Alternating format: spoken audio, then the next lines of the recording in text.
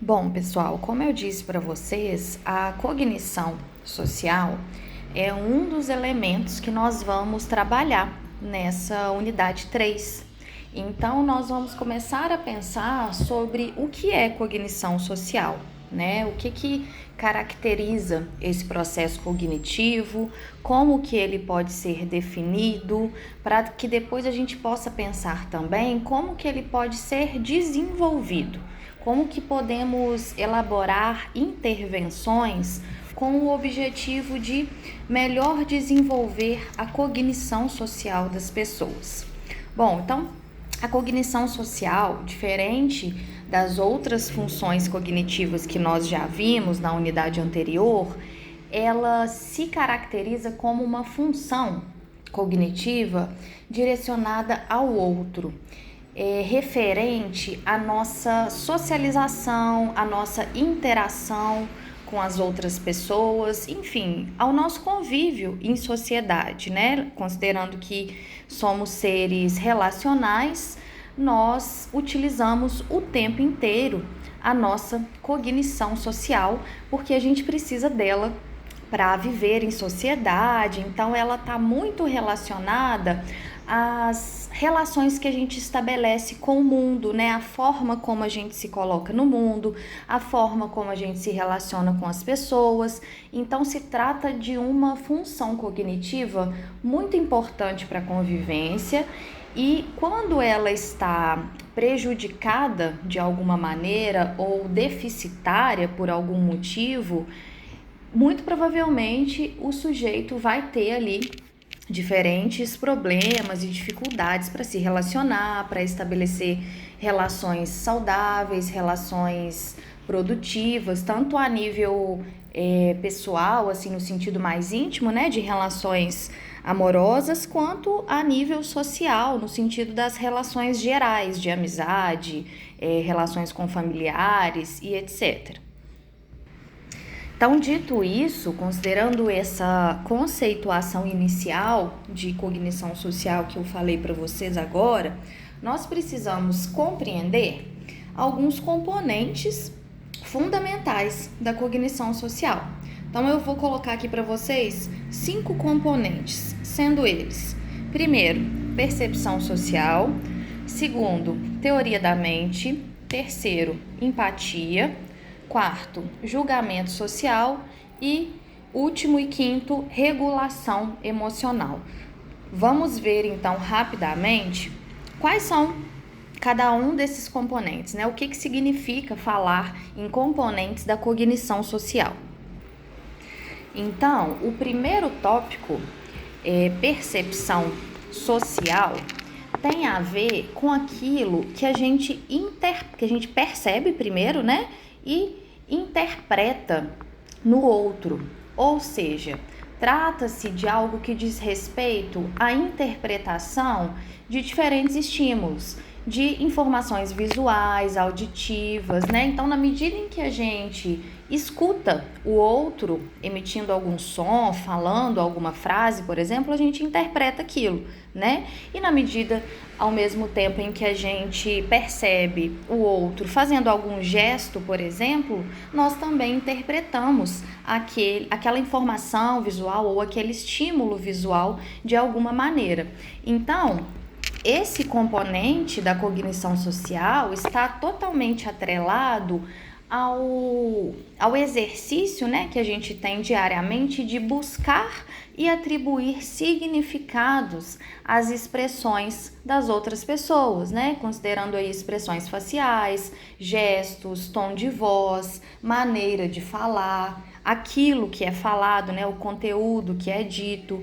Então, está muito relacionado à forma a partir da qual a gente reconhece emoções expressadas pelas outras pessoas e também a forma como a gente identifica e significa esses estados mentais ou emocionais colocados, expressos pelas outras pessoas. Então, a gente usa essa percepção social o tempo todo na nossa convivência com as pessoas que fazem parte da nossa vida, da nossa rotina, do nosso cotidiano.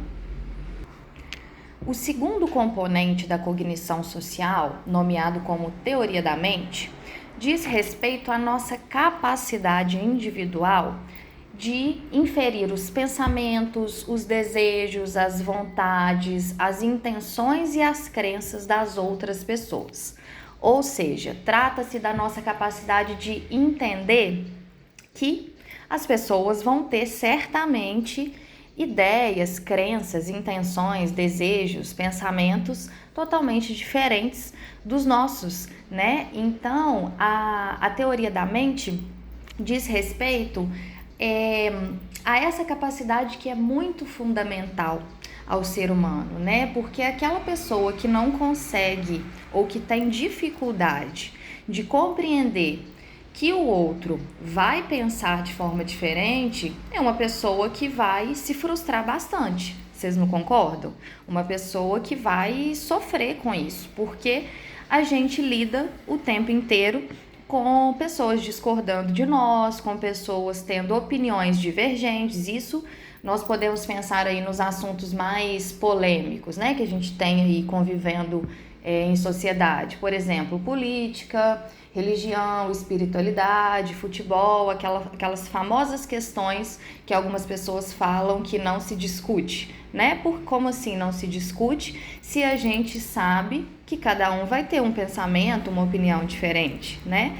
Então, a teoria da mente está relacionada a essa nossa capacidade mesmo de compreender que o outro tem pensamentos divergentes do meu, né? De compreender qual é a visão de mundo daquela outra pessoa com quem eu estou conversando ou com quem eu estou convivendo.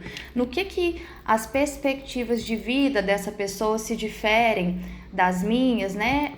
O que os projetos existenciais do outro têm que se distingue em relação aos meus projetos existenciais. Então, a teoria da mente está relacionada a esses aspectos e, consequentemente, tem muita relação com o terceiro componente da cognição social, que é a empatia. Porque, né, quando a gente consegue compreender que o outro tem perspectivas diferentes, a gente consegue, inclusive, ter empatia com essa outra pessoa, né? A gente consegue pelo menos tentar ver o mundo da forma como o outro enxerga.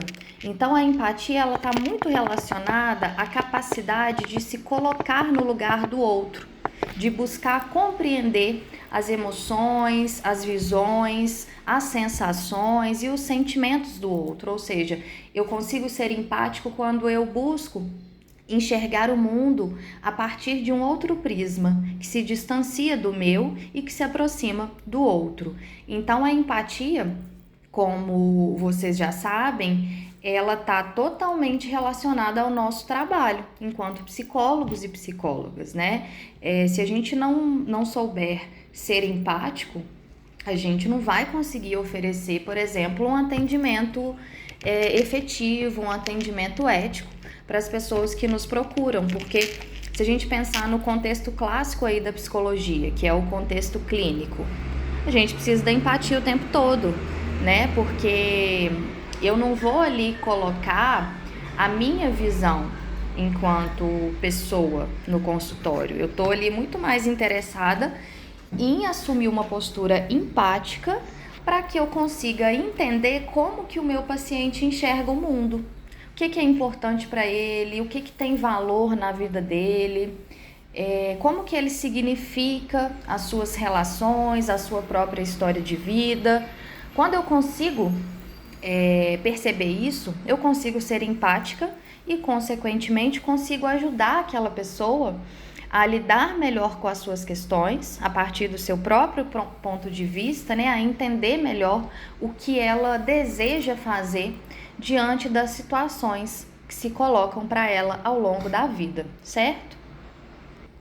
E aqui, pessoal, é sempre importante a gente abrir um parênteses para dizer que a gente não consegue literalmente se colocar no lugar do outro, né? A gente, por exemplo, não vai conseguir entender o que é sentir fome se eu não estou numa situação de vulnerabilidade social. Eu consigo tentar me colocar no lugar daquela pessoa, escutá-la, para que eu me aproxime o máximo possível da sua experiência. Só que aquela experiência sempre vai ser totalmente singular, totalmente única e particular. Então a gente tem que assumir sempre também uma perspectiva crítica para que a gente se lembre que existe sim lugar de fala, né, em várias situações o tempo todo, mas que ainda assim eu posso e devo buscar ser empático.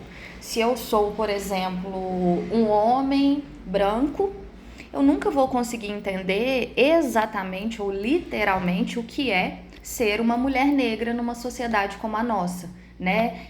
Se eu sou, outro exemplo aí, uma pessoa rica, eu não vou conseguir entender exatamente o que é passar fome, o que é passar dificuldade financeira, necessidades de diferentes ordens, mas eu posso sim tentar me aproximar daquela realidade para que eu consiga, a partir de uma postura totalmente empática, auxiliar aquela pessoa de alguma maneira, sem perder de vista essa visão crítica que a gente sempre precisa ter no bolso quando a gente vai trabalhar enquanto psicólogos.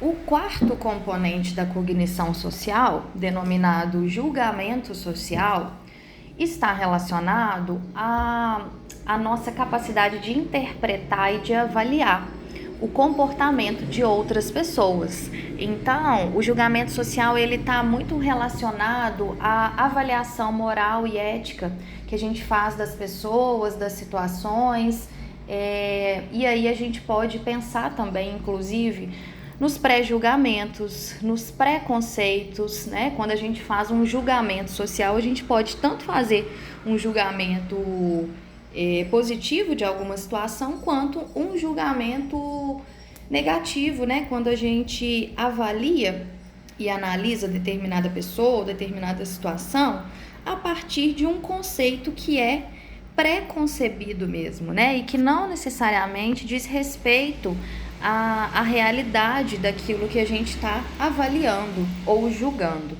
Então, o julgamento social também é algo que faz parte da nossa vida, né? Nós estamos o tempo todo aí avaliando as situações e fazendo julgamentos, né? Daquilo que a gente vê, daquilo que a gente escuta, daquilo que a gente vivencia e tudo mais.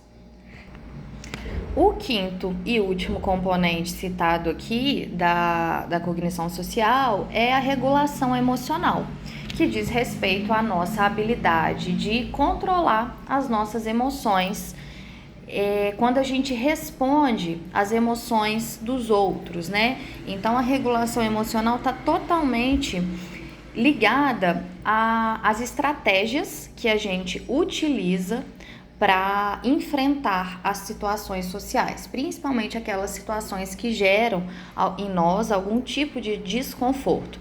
Então, pessoal, é importante a gente ter em mente que tanto a regulação emocional quanto o julgamento social, eles vão passar pelo contexto no qual a gente vive, pelo conhecimento que a gente foi adquirindo e construindo ao longo da nossa vida, pela forma como a gente foi construindo a nossa identidade, né? Aquilo que nós somos, aquilo que nós construímos, vai impactar totalmente na maneira como a gente julga as pessoas e as situações ou não, na maneira como a gente consegue se regular emocionalmente em resposta ao outro, né? Se a gente está falando de uma pessoa, um paciente, por exemplo, que cresceu num ambiente onde os pais têm extrema dificuldade de se regularem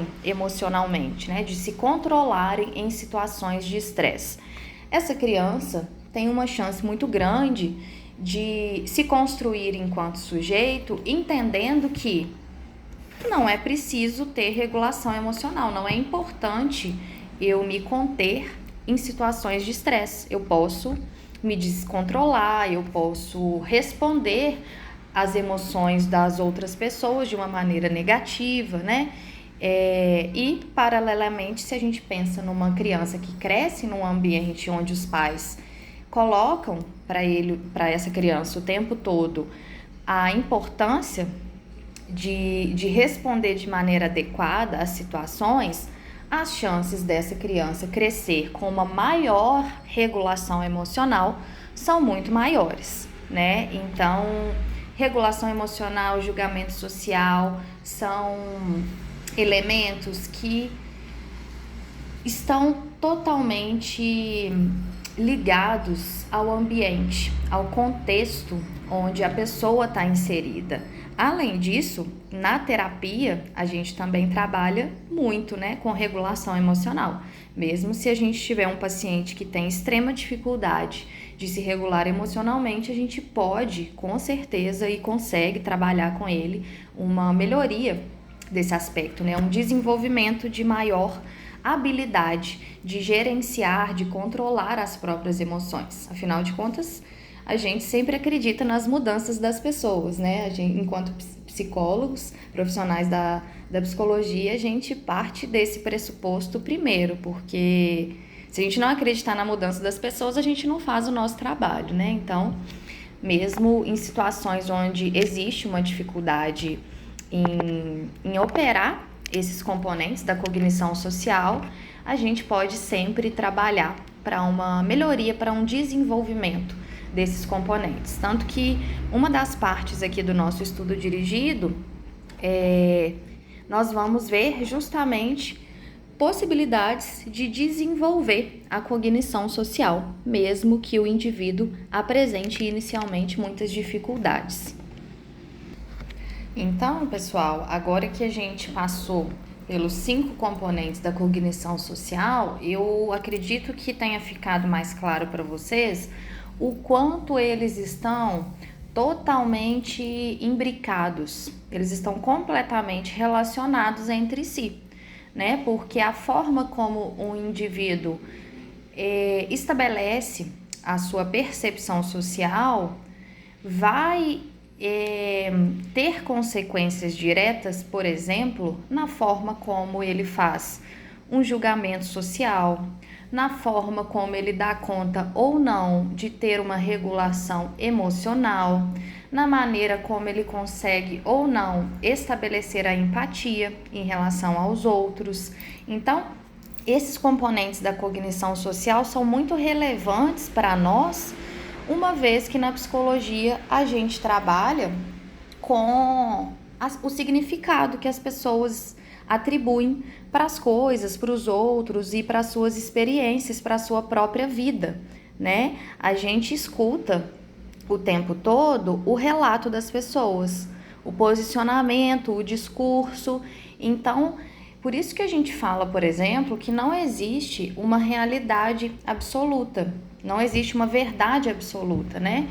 Melhor dizendo, o que a gente percebe é que as pessoas têm diferentes interpretações dos fatos, diferentes percepções da realidade. Então, a cognição social, ela é muito complexa e muito relativa, porque para que a gente compreenda como são construídos ali os elementos da cognição social no indivíduo, a gente precisa compreender todos esses tópicos, né? Como que ele estabelece percepção social, como que ele se regula emocionalmente, como que ele faz julgamento social, como que ele exerce a empatia, como que se dá ali a teoria da mente. Então, tudo isso é de fundamental importância para nós, porque nós vamos passar por esses componentes da cognição para que a gente entenda como que essa pessoa se relaciona com o outro, como que essa pessoa se relaciona com o mundo, como que essa pessoa foi se construindo ali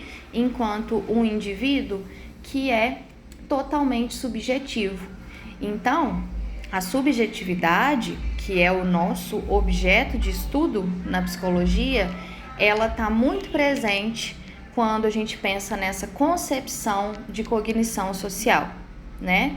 Para que eu compreenda isso, eu preciso primeiro investigar a subjetividade do indivíduo que se coloca ali para mim, seja como um paciente na clínica ou seja como um paciente em um contexto institucional, né? Se a gente pensar aí no nosso trabalho em outros espaços para além da clínica, né? Num CAPS, por exemplo, num serviço de saúde, no sistema prisional, enfim, em qualquer espaço institucional que a gente estiver atuando, dentro da psicologia, a gente vai trabalhar com a subjetividade, a gente vai trabalhar com a escuta e, consequentemente, vamos trabalhar com a cognição social daqueles indivíduos que chegam para nós. Então, tudo isso está muito relacionado, tudo isso é muito complexo, né?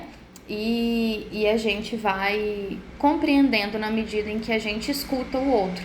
Por isso que, para nós, não é tão importante, por exemplo, se aquilo que o paciente está me dizendo é verdade ou se aquela situação que ele está me contando aconteceu exatamente daquela maneira, né?